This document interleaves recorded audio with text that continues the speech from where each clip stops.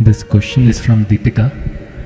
Sadhguru, you said in one of the darshans that you should treat everyone just as you would treat me. Sadhguru, you are a Karuna avatar, but I have one inhuman nasty creature in my home. It becomes difficult to see you in him. How to deal with him in this situation?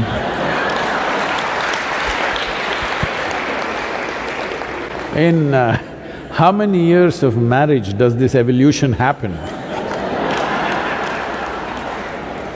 Or it's a devolution? I'm sure he was a wonderful, romantic, wonderful man at one time. I don't know in how many years of marriage does he become a nasty creature. And how much role you have in making of a nasty creature.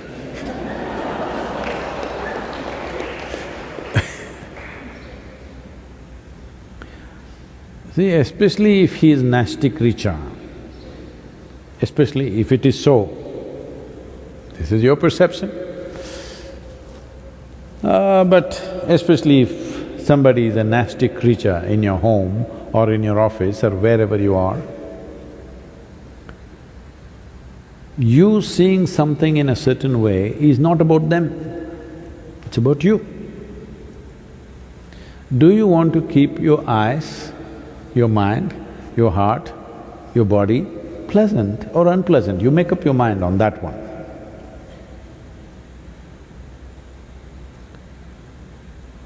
Now, if you look at him, I said even that nasty creature, please look at him, it's like me. I am not telling you that you have to listen to his teaching or take new practices from him. No. I'm saying, if you have looked at me with a certain sense of reverence, devotion, love, affection, whatever is your emotion, if you have, please see everything with that, because all I'm saying is,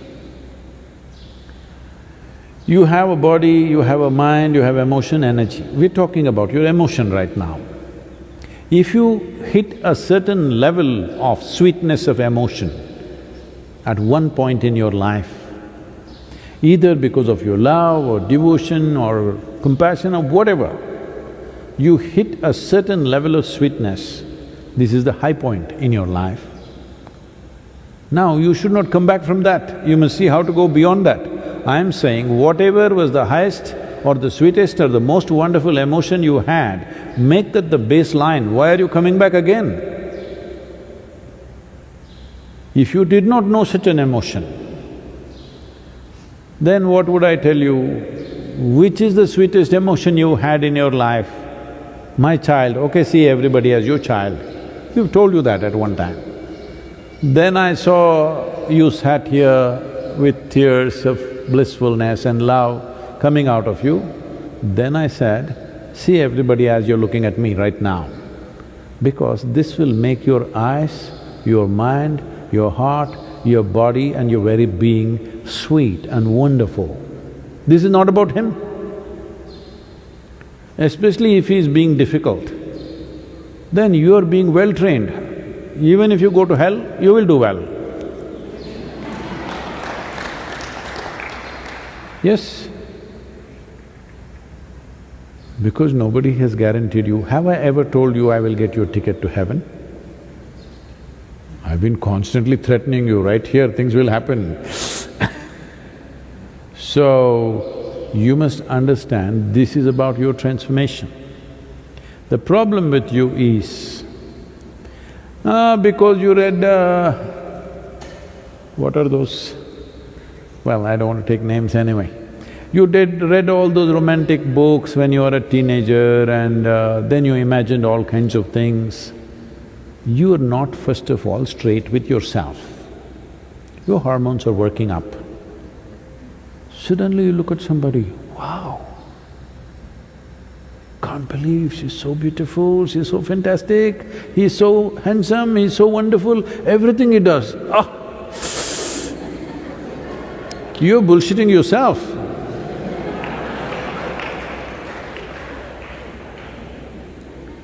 No, no. Whatever they do, you make yourself beautiful. Now even if they're doing nasty things, you're still wonderful. This is different. You know they're doing nasty things and you're still wonderful. This is fantastic. They are doing nasty things, but you think they're doing beautiful things. This is a stupid nonsense. I'll tell you. Somebody who was serving in Indian Army told me this story because we went through a similar situation somewhere else. So at that time he was narrating this.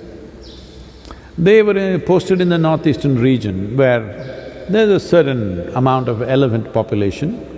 So he is a battalion leader, he is heading about a group of 18 to 20 people, I think, they're marching in the forests.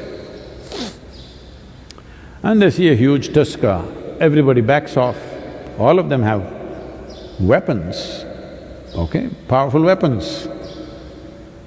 This is an anti-insurgency group, that means they're fully armed and equipped. They can shoot down a tusker from 100 meters, 200 meters, whatever they want. But they all back off because that's not the reason why they are there. But he was telling me this because some situation happened like this with one South Indian person. So suddenly there was one Tamil man in the thing who was a sergeant, Havaldar. He put his weapons down and he said, "Ganapati has come, Ganesha, Ganesha," and he started chanting a mantra. He knew some Ganapati mantra, he started chanting, he ran in front and he went close to the elephant, just 50 feet away, and went down on his knees and started loudly saying the chant. The elephant looked at him, who is this bloody fool, you know? Calling him all kinds of names that he doesn't like. And these people were watching, this is some kind of a miracle happening, the elephant is just standing there and this guy is on his knees chanting. The elephant moved so quickly, and within less than 2 seconds or within probably 5 seconds, he was upon him, he just crushed him, turned back and went. These people were just aghast and they're just watching him being crushed. Then some people pulled out the weapons. When the person whom I knew was in charge of it, he calmed them down because it's already dead. The man is dead in one shot. Why I'm saying this to you is, elephant will not do… wild elephant is not going to do pleasant things to you because you call him a god. You call him Ganapati and try to worship him, he is not going to do, he will do what he has to do. Similarly, the creature in your house,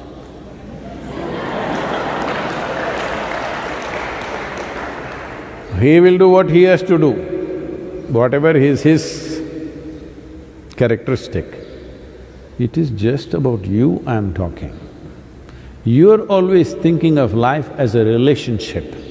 No, I want you to understand, before you were born or even when you were being born, you did not have a relationship even with your mother. This is going to be very unpopular, people are going to pick on me, but please look at it. You don't have a relationship.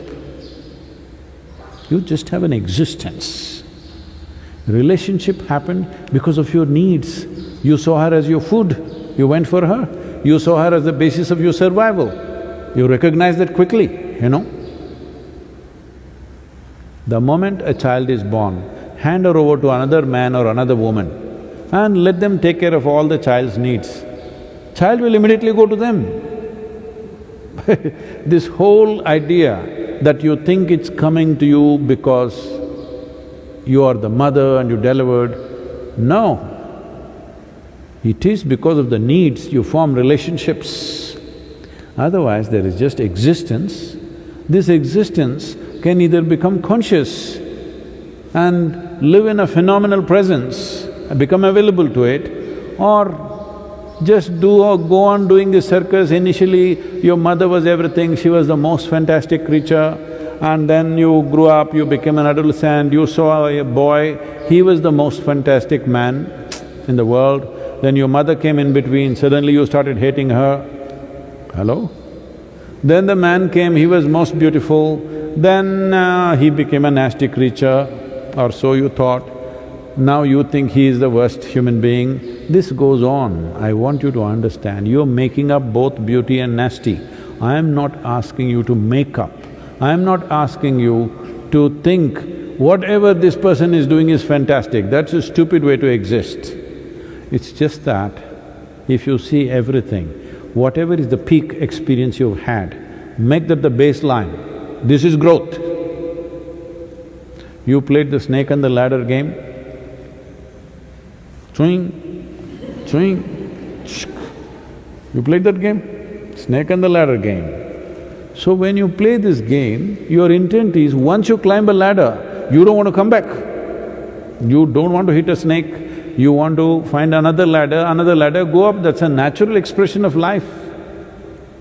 So once you know a certain level of sweetness within you, don't bring it down. That should be the basis. The next thing should be better and better.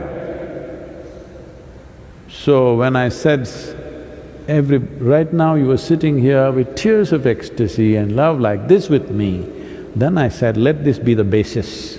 Don't go down from this. See everything as this. At least let this much happen. If this is continuously happening, constantly happening, then of course you will hit another ladder. Just a little bit of time. Don't come down, that's all I said. And please don't describe him as a nasty creature. Poor man.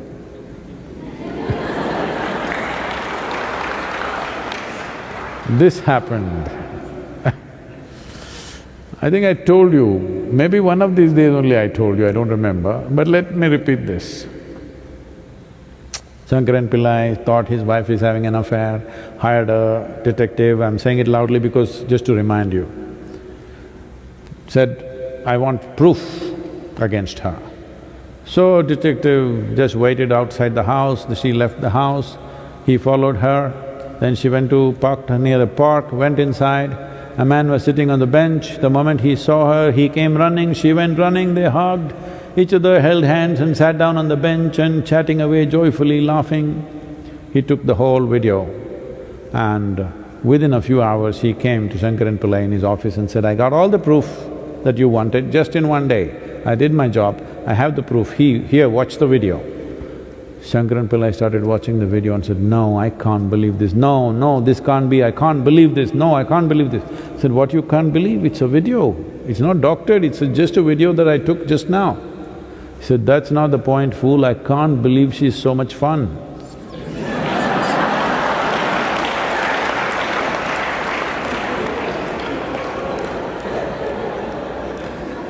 So, after 15 days is over, when the man goes away somewhere, then you will see how much fun he was.